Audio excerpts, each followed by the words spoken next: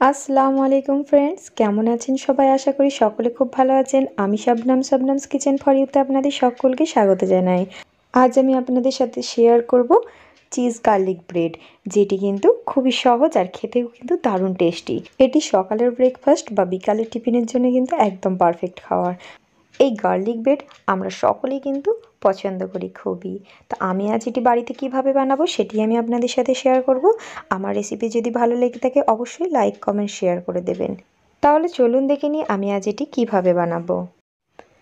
প্রথমে আমি এখানে নিয়েছি মেল্টেড বাটার, আর দিয়ে দিচ্ছি এখানে চপড করে নেওয়া রসুন কুচি। এখানে আপনারা এটা কুড়ে নিতেও পারেন। তো আমি এখানে খুব ভালোভাবে একদম মিহিভাবে এটাকে চপড করে নিয়েছি। এটিকে ভালো করে মিশিয়ে নেব।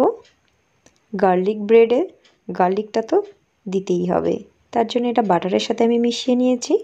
এবারে এখানে আমি অ্যাড করব কুচিয়ে রাখা ধনেপাতা।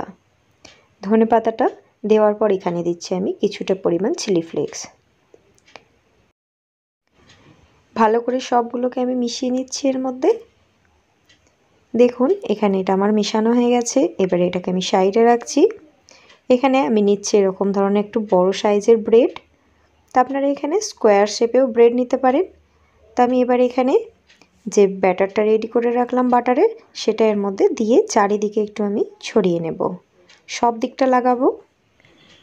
বাটার কিন্তু এখানে খুব বেশি দেবেন না, এখানে যতটা হবে অল্প অল্প করে চারিদিকটা লাগিয়ে নেবেন, কেননা বেশি বাটার দিলে কিন্তু ব্রেড অ্যাবসর্ব করে নেবে বাটারটা, আর তখন কিন্তু পাউরুটিটা একদম কিন্তু নরম হয়ে যাবে।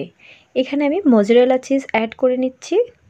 তো যাদের কাছে মজরেলা চিজ অ্যাভেলেবেল থাকবে না, তারা স্লাইস যে চিজটা পাওয়া যায় সেটা দিলেও হবে। এখানে আমি মজরেলা চিজ দেওয়ার পরে একদম ছোট্ট ছোট্ট করে চপড করে নিয়েছি। কিছুটা পেঁয়াজ এখানে চারিদিকে ভালো করে দিয়ে দিচ্ছি এখানে একদম ছোট ছোট করে চপড করে নিয়েছি। ক্যাপসিকামও চারিদিকে এইভাবে দিয়ে নিচ্ছি। আপনাদের কাছে এখানে যদি আরও কিছু সবজি থাকে, অলিভস বা সুইট কর্ন, আপনারা সেগুলোও অ্যাড করতে পারেন। এখানে আমি অরিগ্যানো সিজনিং অ্যাড করে দিচ্ছি। চারিদিকে একটু ভালো করে দিয়ে দেবো, এতে করে কিন্তু এর টেস্টটি কিন্তু দারুণ আসবে।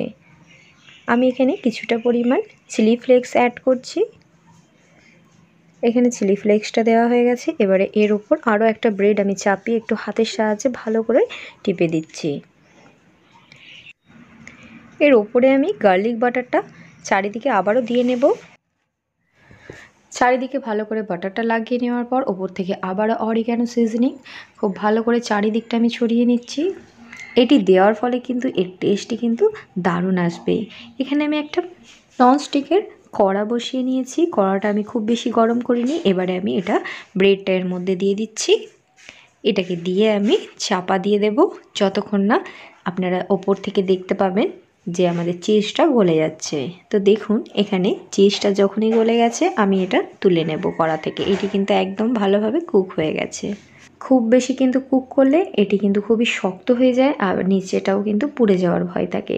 তো আমি এই পর্যায়ে তুলে নেব। এতে করে চিজটাও যেমন ভেতরে খুব ভালোভাবে গলে গেছে, আর ব্রেডটাও কিন্তু খুবই সফট হয়েছে। দেখলেন তো বন্ধুরা কত ইজি অ্যান্ড কত কুইক এই রেসিপিটি। আশা করছি আপনাদের এই রেসিপিটি ভালো লেগেছে। যদি ভালো লেগে থাকে অবশ্যই লাইক শেয়ার কমেন্ট করতে কিন্তু একদম ভুলবেন না।